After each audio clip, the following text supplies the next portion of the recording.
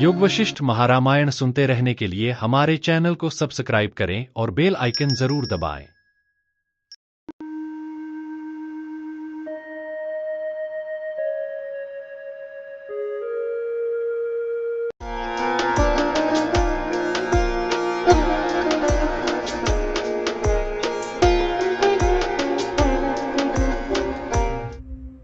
पिछले अध्याय 36 में प्रहलाद आत्मा की गहन स्तुति करता है। वह उस परम आत्मा को धन्यवाद देता है जो सर्वत्र व्याप्त है, परंतु केवल भाग्य से अंतर्मन में अनुभव होता है। वह आत्मा को परम मित्र कहता है जो सबका पालन करता है, चलाता है और सबको उनके कर्म के अनुसार फल देता है। प्रहलाद कहता है कि यह आत्मा सभी जीवों में समाई हुई है, फिर भी उससे दूरी का अनुभव होता है। वह आत्मा को विष्णु, शिव, ब्रह्मा आदि सभी रूपों में देखता है, लेकिन अंत में जानता है कि ये सभी भिन्नताएं केवल भाषा की उपज है, जैसे जल और उसकी तरंगें अलग नहीं हैं। वह आत्मा की उपस्थिति को इंद्रियों के माध्यम से अनुभव करता है। आत्मा को वह सर्वव्यापक प्रकाश कहता है जो हमारे भीतर के हृदय रूपी गुफा में देखा जा सकता है। प्रहलाद कहता है कि उसने अनेक जन्मों के दुख सहकर यह आत्मज्ञान प्राप्त किया है। उसे अब यह अनुभव होता है कि आत्मा और वह एक ही है। उसे अब शरीर, सुख दुख, जन्म मरण का कोई भय नहीं रह गया। वह आत्मा को वह शक्ति कहता है जिससे इंद्रियां काम करती है, मन विचार करता है और प्राण संचालित होते हैं। आत्मा के बिना शरीर केवल मृत मांस है। आत्मा की उपस्थिति से ही जीवन, ज्ञान और चेतना संभव है। अंततः वह कहता है कि जब आत्मा भीतर बसती है तो मनुष्य संसार की कोई भी चिंता, सुख दुख या मोह में नहीं उलझता, तब वह पूर्ण आत्म शांति में स्थित हो जाता है। अब प्रस्तुत अध्याय 37 में वशिष्ठ जी कहते हैं कि आत्मा की स्तुति के बाद प्रहलाद गहन समाधि में लीन हो गया। वह हजारों वर्षों तक पूर्ण समाधि में बैठा रहा। उसका शरीर स्थिर और अचल था, मानो किसी चित्र या शिला पर उकेरी गई प्रतिमा हो। राजमहल में रहने वाले असुर उसे जगाने का प्रयत्न करते रहे, परंतु वह अडिग और निर्विकार बना रहा। उसका मन इतनी गहराई में स्थिर था कि उसे बाहरी संसार की कोई चेतना न थी। इसी बीच उसके राज्य में अराजकता फैल गई, प्रजा असहाय हो गई और राज्य व्यवस्था ढहने लगी, क्योंकि राजा पूरी तरह समाधि में था और राज्य की ओर किसी का ध्यान नहीं था। यह अध्याय दर्शाता है कि जब कोई आत्मा में पूर्ण स्थित हो जाता है, तब वह शरीर और संसार की सीमाओं से परे चला जाता है, और इस स्थिति तक पहुंचना ही मानव जीवन का परम लक्ष्य है। इस अध्याय से हमें यह संदेश मिलता है कि आत्मा सर्वव्यापक है, लेकिन उसे केवल अंतर्मन से ही अनुभव किया जा सकता है। आत्मा और व्यक्ति का मैं अलग नहीं है। यह भेद केवल अज्ञान का परिणाम है। जब आत्मज्ञान हो जाता है, तब न दुख रह जाता है, न मोह, न मृत्यु का भय। आत्मा की अनुभूति ही सच्चा राज्य है। वहाँ से व्यक्ति मुक्त, स्वाधीन और अडोल हो जाता है। ये थे भावार्थ सर्ग 37 के, और अब आइए विस्तार से जानते हैं सर्ग 37 को। योग वशिष्ठ महारामायण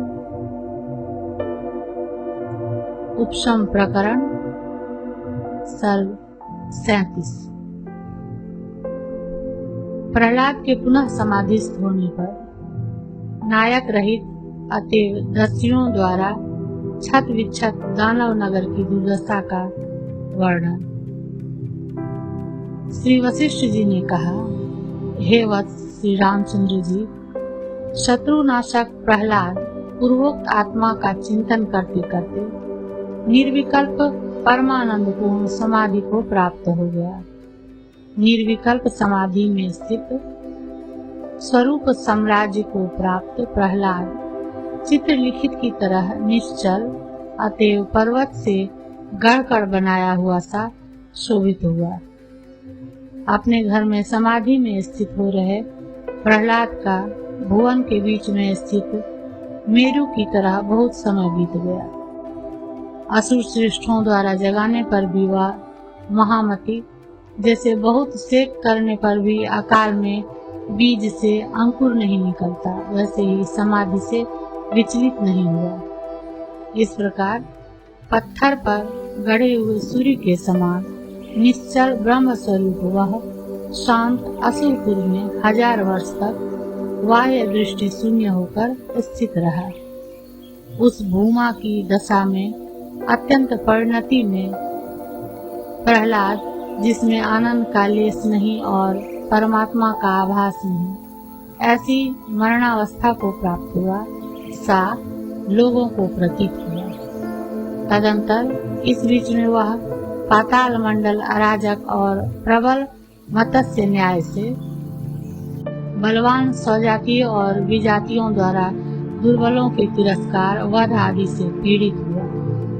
हिरण्यकशिपु के मर जाने और उसके पुत्र प्रहलाद के समाधिस्थ होने पर पाताल में कोई दूसरा राजा न रहा। असुरों के अधिपति की चाह वाले उस दानवों के बड़े प्रयास से भी प्रहलाद समाधि से प्रबुद्ध नहीं हुआ। जैसे रात्रि में भ्रमर जिसकी पंखुड़ियां विकसित हो रही हों, ऐसे कमल को नहीं पा सकते, वैसे ही असुरों ने उस स्वामी को समाधि से बोध युक्त नहीं पाया। जैसे जिससे सूर्य अस्त हो गया हो, ऐसी भूमि के अंदर सोए हुए पुरुषों की स्नान, दान, गमन, धावन आदि चेष्टाएं नहीं होती, वैसे ही चित्त रहित उसके अंदर प्रबोध का लेस भी ज्ञात नहीं हुआ।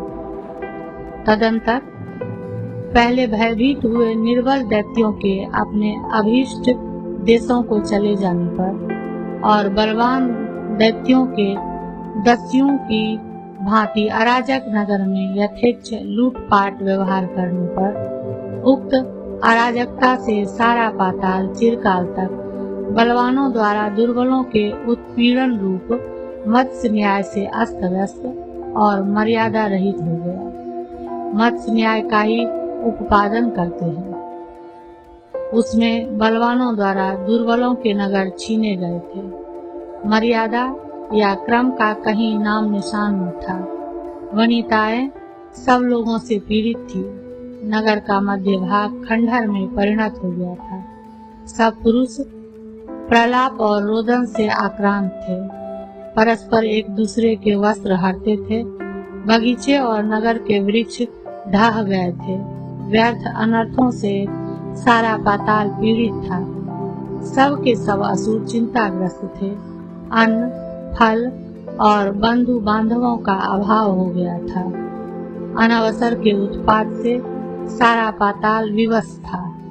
दिशाओं के मुख धूलि से व्याप्त थे। देवताओं के बच्चे भी उसका तिरस्कार करते थे। चांडाल, कुत्ते, सियार, राक्षस, पिशाच आदि तामस प्राणियों से वह आक्रांत हो गया था। यहाँ के आदि निवासी भद्र प्राणियों से वह शून्य हो गया था। उसकी शोभा नष्ट हो चुकी थी और सब अटारियां भग्न प्राय हो चुकी थी। वह असुर मंडल चारों ओर से भयोद्विग्न हो गया था। उसमें स्त्रियां धन, मंत्र, तन्निमित्तक युद्ध और नियम रहित हो गए थे। जिनकी धन संपत्ति और स्त्रियां हरी गई थी, उन लोगों के विलाप से वह कोलाहल युक्त था। अतएव कलियुग के समय में दूसरों के धन हरने में शूरवीर क्रूर दस्युओं के तुल्य था। 37वां सर्ग समाप्त। सर्ग 38 उपशम प्रकरण। जगत की व्यवस्था की सिद्धि के हेतु दैत्य कुल के रक्षार्थ प्रहलाद के प्रबोधन के लिए हरि की चिंता का वर्णन। श्री वशिष्ठ जी ने कहा, वत्स, तदंतर क्षीर सागर रूपी नगर में शेष सैया रूप सिंहासन पर बैठे हुए आदिमर्दन भगवान हरि ने समस्त जगतों के नियमों का पालन ही जिनकी क्रीड़ा है, वर्षा ऋतु की निद्रा टूटने पर देवताओं के प्रयोजन को सिद्ध करने के लिए किसी समय अपनी बुद्धि से तीनों लोकों की तात्कालिक स्थिति का निरीक्षण किया।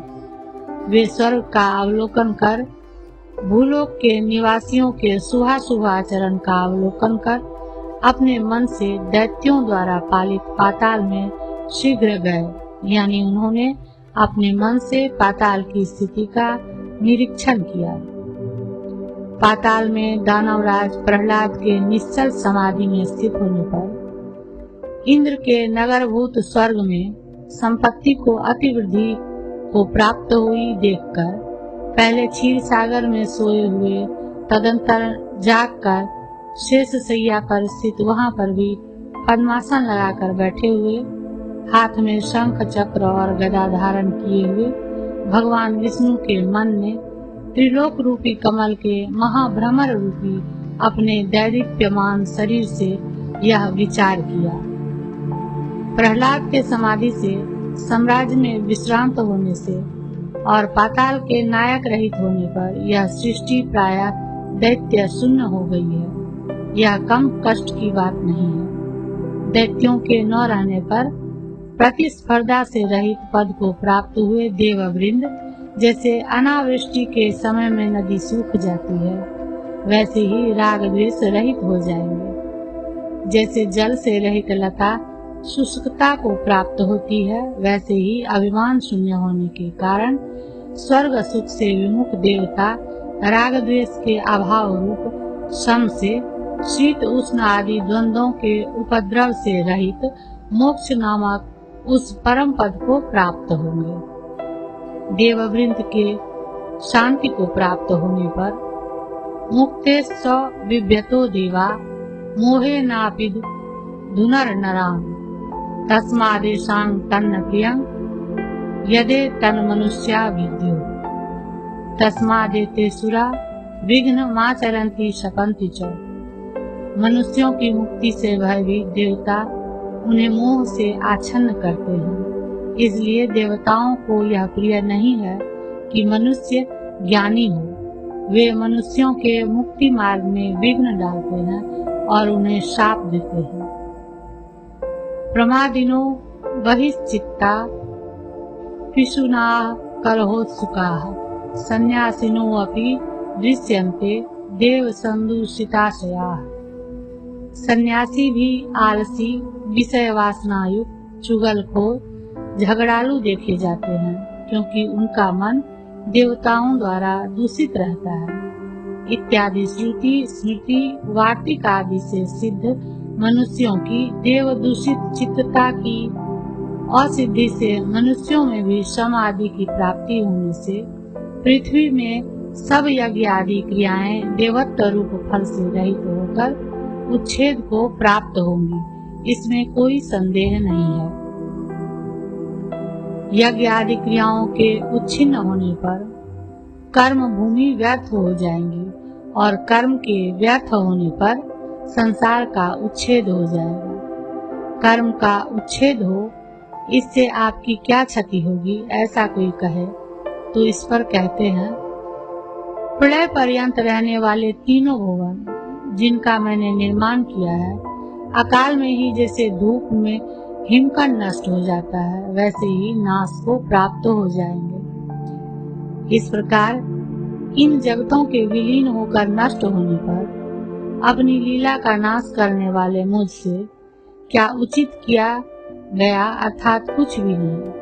अपनी लीला का नाश होने से मैं भी, जिसमें चंद्रमा सूर्य और तारे नष्ट हो गए, ऐसे इस शून्य जगत में लीला के लिए गृहीत अपने शरीर का उपसंहार कर फिर संसार की अनुत्पत्ति के लिए उस पूर्ण आत्मपद में स्थित हो जाऊंगा। इस प्रकार अनवसर में ही जगत के नष्ट होने पर देव मनुष्य आदि जीव वर्ग का मैं कल्याण नहीं देखता, यह बात नहीं है।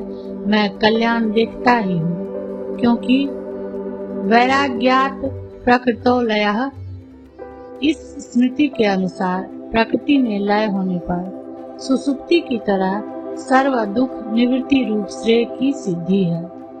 किंतु तमेवेतं वेदानुवचनेन ब्रह्मणा विविदिशन्ति, अनेक जन्म संसिद्ध ततो याति परां गतिम् इत्यादि श्रुति स्मृति से सिद्ध अनेक जन्मों में किए निष्काम कर्म से होने वाली विविदिशा द्वारा तत्व साक्षात्कार न होने से मूल अज्ञान रूप आवरण की निवृत्ति न होने के कारण बीज के रहते फिर आवृत्ति की आशंका हो सकती है। निरतिशयानंद प्राप्ति रूप श्रेय किसी को भी नहीं हो सकता। इसलिए क्रमशः सबका उक्त श्रेय की प्राप्ति के लिए दानव जीव दैत्यों के उद्योग से देवता उद्यमी बनेंगे। देवताओं के कारण यज्ञ तप आदि क्रियाएं होंगी, उससे संसार की स्थिति होगी, संसार नियम अन्यथा नहीं होगा। इसलिए पाताल में जाकर जैसे वसंत आदि ऋतु वृक्ष को फिर पूर्ववत स्थित करती है, वैसे ही मैं दानवराज प्रहलाद को अपने कर्म में पूर्व स्थापित करता हूँ। यदि मैं प्रहलाद को छोड़ दूसरे दानवराज बनाऊं तो वह निश्चय देवताओं पर चढ़ाई कर देगा। प्रहलाद का तो यह शरीर परम पवित्र और अंतिम है, इस देह से वह कल्प पर्यंत रहेगा। देहधारी प्रहलाद को कल्प पर्यंत यही रहना होगा। इस प्रकार की परमेश्वर की नियति दैवी नियम से निश्चित है।